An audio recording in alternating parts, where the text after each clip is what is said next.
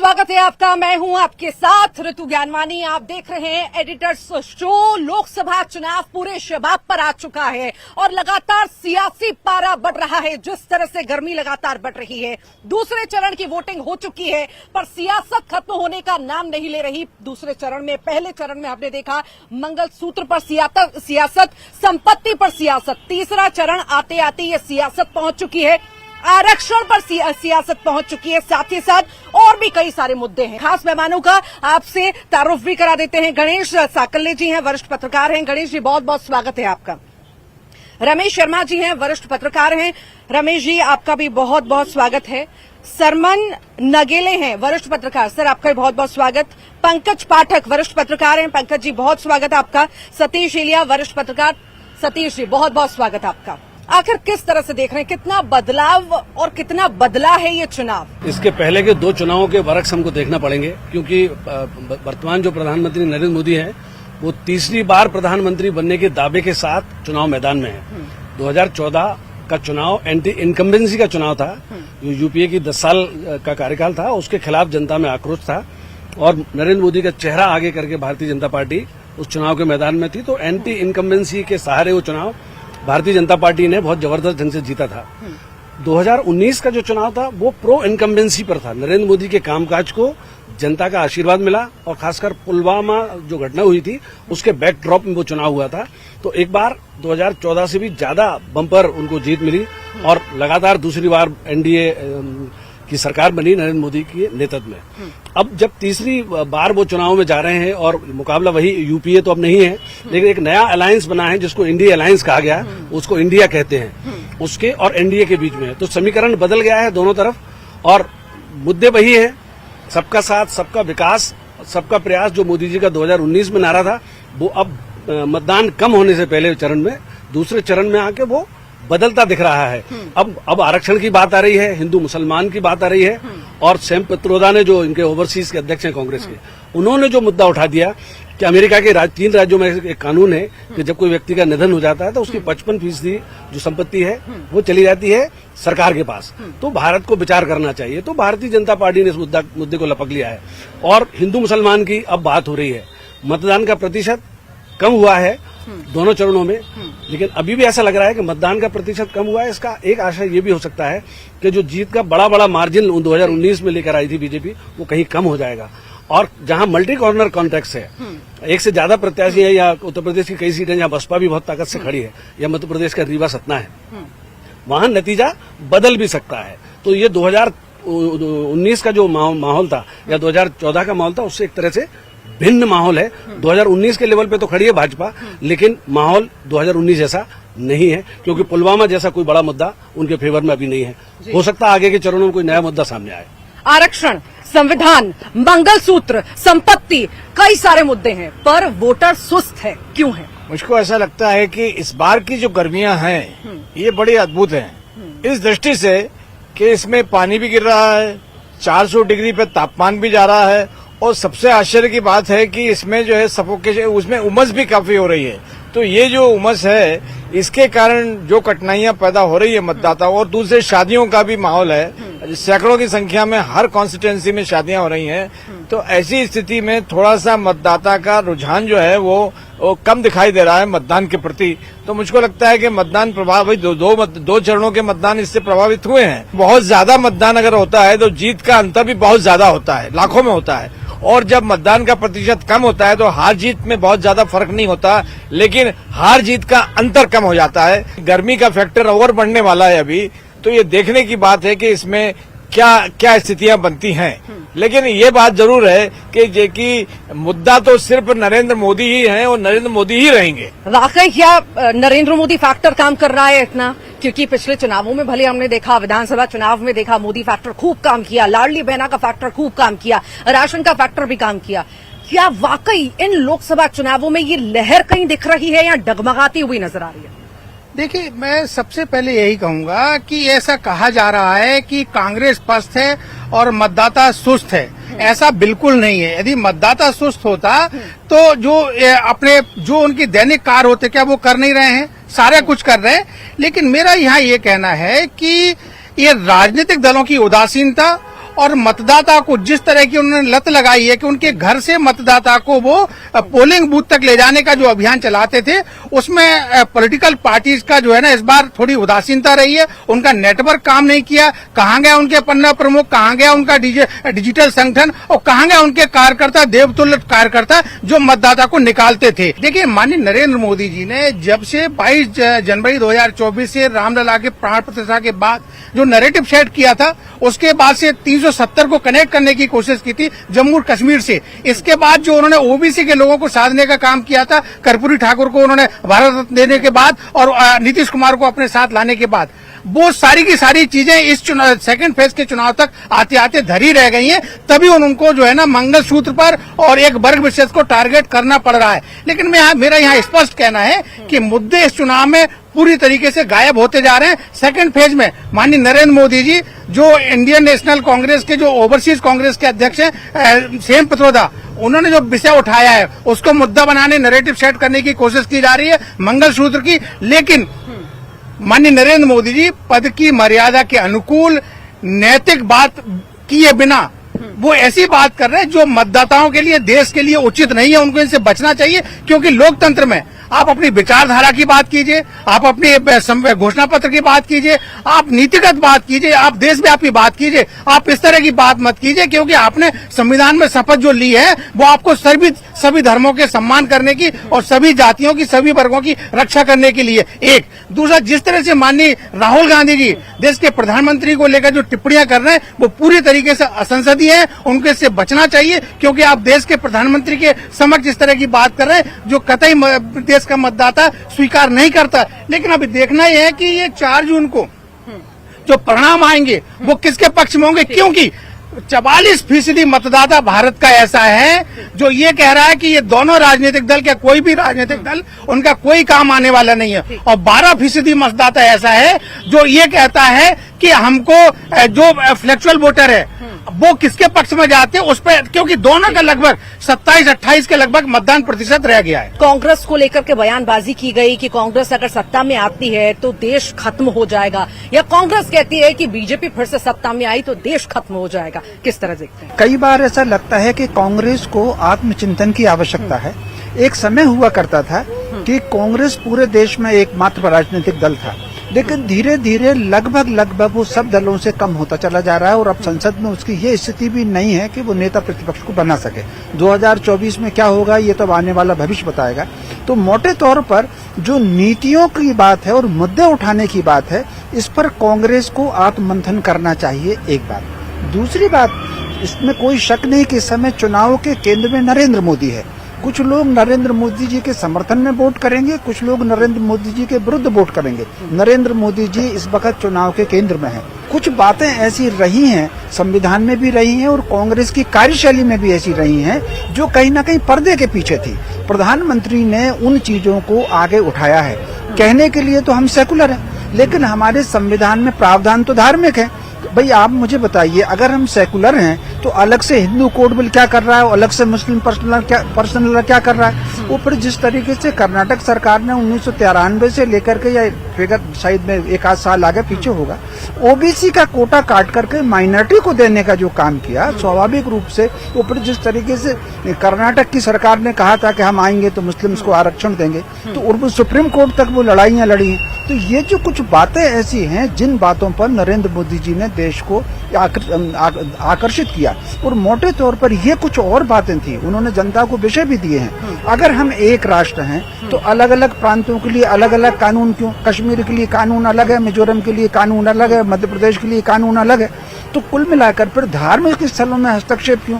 आप मुझे बताइए, चुनाव आ रहा है, कर्नाटक में कांग्रेस सरकार ने निर्णय क्या लिया? मंदिर के चढ़ावे पर टैक्स लगाया और वक्फ बोर्ड को, चर्च को उन्होंने अनुदान बढ़ाया। तो ये कुछ बातें ऐसी हैं जो कांग्रेस की शैली में रही हैं, उसकी तरफ उन्होंने आकर्षित किया है, इसमें कोई शक नहीं। मैं आपसे एक सवाल पूछना चाहता हूं, जब 16 अगस्त 1946 को डायरेक्ट एक्शन हुआ पाकिस्तान को लेकर के कि देश का बंटवारा होना चाहिए और तय हो गया, तो उसके बाद संविधान सभा में मुस्लिम लीग के सदस्य क्यों हैं? क्योंकि मुस्लिम लीग तो पाकिस्तान के लिए बात कर रहे थे। संविधान सभा में पाकिस्तान का तो कोई योगदान था नहीं, वो तो ये जो संविधान सभा के निर्माण से लेकर के समय समय पर जो उन्होंने संशोधित किए हैं, जो वक्फ बोर्ड को विशेष अधिकार दिए हैं, इनकी तरफ नरेंद्र मोदी जो हैं वो देश की जनता का ध्यान आकर्षित कर रहे हैं। और मैं समझता हूं किसी भी राष्ट्र नायक को इस तरह की बातों को सामने लोगों के लाना चाहिए, ताकि वो देखें कि कौन व्यक्ति है जो सामने क्या बात कर रहा है और उसके एजेंडे में क्या रहता है। वो फिर एक और आपको मतलब जो उनका निर्णय है, आप मुझे बताइए, सीलिंग एक्ट लागू किया, तरकीब से कितने लोगों की आपने जमीन छीन ली, वो सोना कहाँ गया जो 1962 के युद्ध के बाद लोगों से इकट्ठा किया गया था, वो कुंटलों सोना था, वो सोने का कोई पता नहीं वो कहाँ चला गया। तो मोटे तौर पर ये जो कुछ घटनाएं अतीत की ऐसी हैं जिनकी तरफ नरेंद्र मोदी जी ने समाज का ध्यान आकर्षित किया है। ठीक। गणेश जी, यहाँ पर बड़ा सवाल ये भी उठता है कि हिंदू फैक्टर या राम मंदिर फैक्टर तो चलिए काम कर ही रहा है, कितना काम कर रहा है, और क्या मुसलमान वाकई में संतुष्ट हैं इस सरकार से? क्या जो सहयोग उन्हें पार्टी से, सरकार से मिलना चाहिए, क्या वाकई मिल पा रहा है? राशन जो फ्री दिया है वो सभी को मिला है, वो है ना। और मुसलमानों में क्या भावना है ये आप खुद देख रहे होंगे टीवी पे कि उनमें बहुत बड़ा चेंजेस आया है इस 10 सालों के अंदर। पहले वो ये मान के चलते थे, कांग्रेस ये मान के चलती थी कि मुसलमान उनका एक वोट बैंक है, तो वो वोट बैंक की जो थ्योरी है वो अब पूरी तरह से एक ध्वस्त हो गई है। अब ये है कि मुसलमान जो है उसको ये समझ में आ गया है कि पहले डराया जाता था कि अगर बीजेपी आएगी तो मुसलमानों को जो है वो जाके समुद्र में फेंक देगी या उनका जीना मुश्किल हो जाएगा, जीना दूभर हो जाएगा। तो ये जो परसेप्शन बना था या इस तरह का जो एक नैरेटिव बनाया गया था वो पूरी तरह से अब जो है वो ध्वस्त हो गया है। और मुसलमानों ने भी देख लिया, 10 साल मोदी का शासन देख लिया है, लगभग 20 साल मध्य प्रदेश में शिवराज सिंह और अभी मोहन यादव का शासन देख रहे हैं। और सबसे बड़ी चीज है उत्तर प्रदेश का जो एग्जाम्पल है, उत्तर प्रदेश के अंदर योगी ने जिस तरह से संभाला है मोर्चा, वहां पे कम्युनल राइट बिल्कुल ही नहीं हुए। तो उनको समझ में आ गया कि कांग्रेस की जो पॉलिसी, कांग्रेस की या समाजवादी पार्टी की जो पॉलिसी है वो हिंदू मुस्लिम को लड़ा करके अपने हितों को साधने की है। तो मुसलमान अब जो है किसी एक पार्टी के बुलावे में आने वाला नहीं है, उनका वोट बैंक वो रहा नहीं है। और धीरे धीरे आप देख रहे होंगे कि मुस्लिम महिलाओं में भी बड़ी जागरूकता आई है, चाहे वो 3 तलाक का मुद्दा हो। 370 में अगर आपने कश्मीर में देखा हो तो कश्मीर में महिलाएं आगे निकल के इस बात को उठा रही हैं कि कश्मीर में किस तरह से विकास हो रहा है नरेंद्र मोदी के सरकार आने के बाद। फिर वहां पे डेवलपमेंट जितनी तेजी से हो रहा है, वहां उनको जो महिलाओं को जो अधिकार मिल रहे हैं, आप देख रहे होंगे कि महबूबा खुद अकेली अलग थलग पड़ गई वहां पे। और दूसरी सबसे बड़ी बात मैं बताऊं आपको कि जो आपने अभी बात कही कि देश के अंदर वोटिंग परसेंटेज घटने की बात हो या फिर ये हो कि भाई मुद्दों की बात हो, तो क्या है कि अपोजिशन कोई भी एक ऐसा मुद्दा पूरे देश भर में बना नहीं पाया सरकार के खिलाफ 10 साल में कि जिसको लेकर के वो पूरी जनता के सामने जाए। दूसरी बात यह है कि नरेंद्र मोदी जिस पिच पे खिलाना चाह रहे हैं उस पिच पे जो है विपक्ष खेल रहा है। तीसरी महत्वपूर्ण बात यह है कि जो वोटिंग परसेंटेज घटने का कि राहुल गांधी और नरेंद्र मोदी ये दोनों का तीसरा चुनाव है, 14, 19 और फिर ये 24।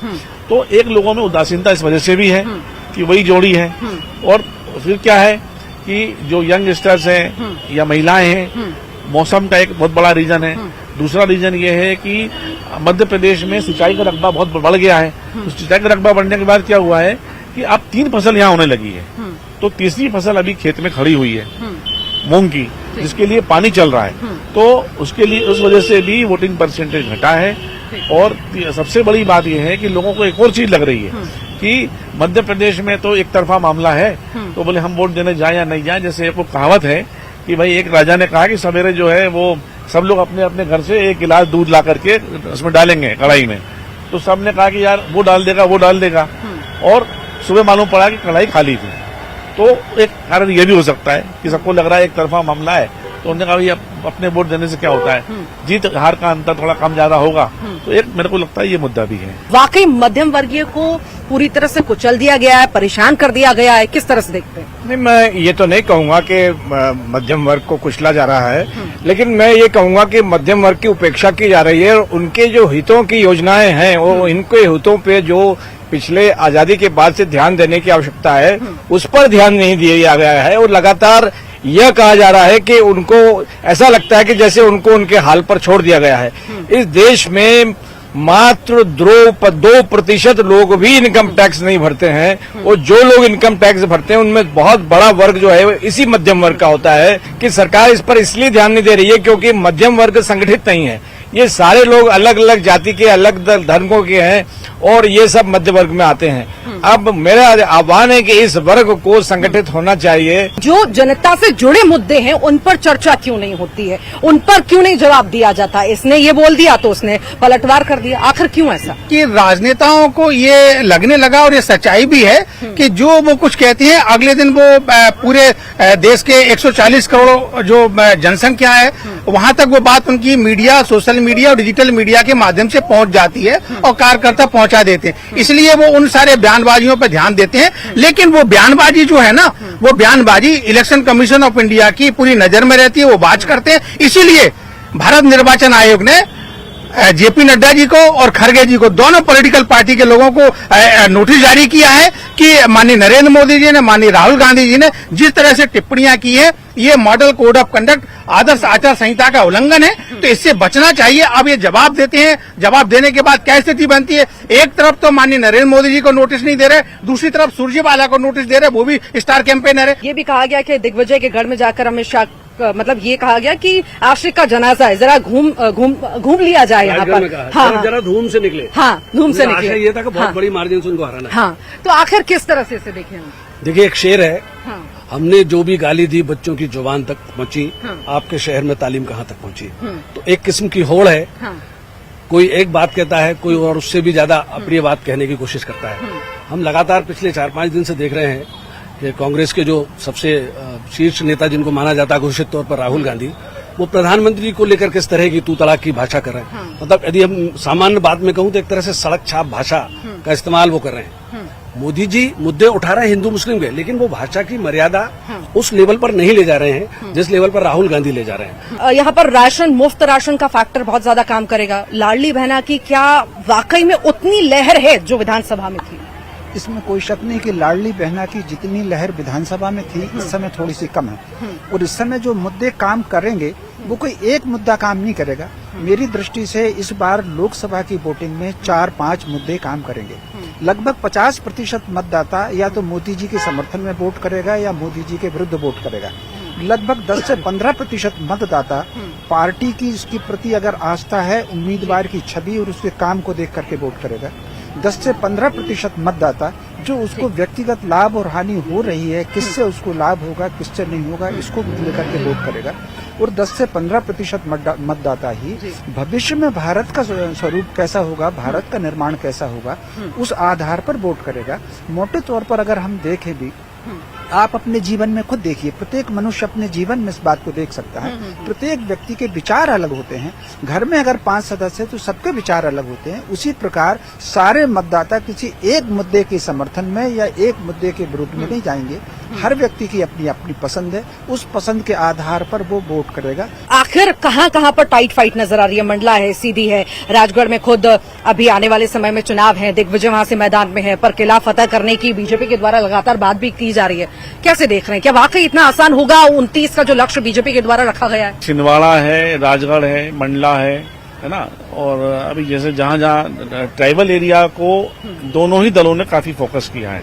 आपने देखा होगा कि शहडोल में नरेंद्र मोदी खुद स्वयं गए थे और राहुल गांधी भी वहां गए। इसी प्रकार जो है आप देखोगे कि ये मालवा के झाबुआ वाले बेल्ट में मोदी गए तो वहां राहुल गांधी भी गए, प्रियंका गांधी गई। तो ट्राइबल वोटर्स को इस बार टारगेट किया है दोनों ही दलों ने ज्यादा। तो इसलिए आपने देखा होगा कि छिंदवाड़ा में वोटिंग ज्यादा हुई है, शहडोल में ज्यादा हुई है, बालाघाट में भी ठीक ठाक हुई है, मंडला में ज्यादा हुई। लेकिन अपवाद स्वरूप हम देखेंगे तो थोड़ा सा सीधी में वोटिंग कम है, रीवा में कम है ना। लेकिन वहीं अगर बुंदेलखंड की बात करें तो बुंदेलखंड में खजुराहो में वोटिंग कम होने का कारण ये लगता है मुझे कि वहां पे जो कैंडिडेट था वो मतलब उसका नामांकन ही निरस्त हो गया, तो एक तरफा वाला हो गया मामला। टीकमगढ़ में जो है जो वो है अपने वीरेंद्र खटीक, तो वहां वोटिंग ज्यादा हुई है। तो उस हिसाब से ये देख सकते हैं भाई 6 से 8% का लगभग अंतर आया है पिछले 19 के और इस चुनाव में। तो ये 6 से 8% वोट से ये होगा कि वोट जो जहाँ पे मार्जिन बहुत ज्यादा था वो कम हो जाएगा। हमारे साथ सभी वरिष्ठ पत्रकार जुड़े, उन्होंने आखिर बारीकी से जो एनालिसिस किया था वो आपके साथ साझा किया, क्या क्या कहां पर रह सकता है। हमारी इस खास पेशकश में आज के लिए इतना ही। सभी मेहमानों का बहुत बहुत शुक्रिया हमारे साथ जुड़े और इस खास विषय पर आप सभी ने चर्चा की।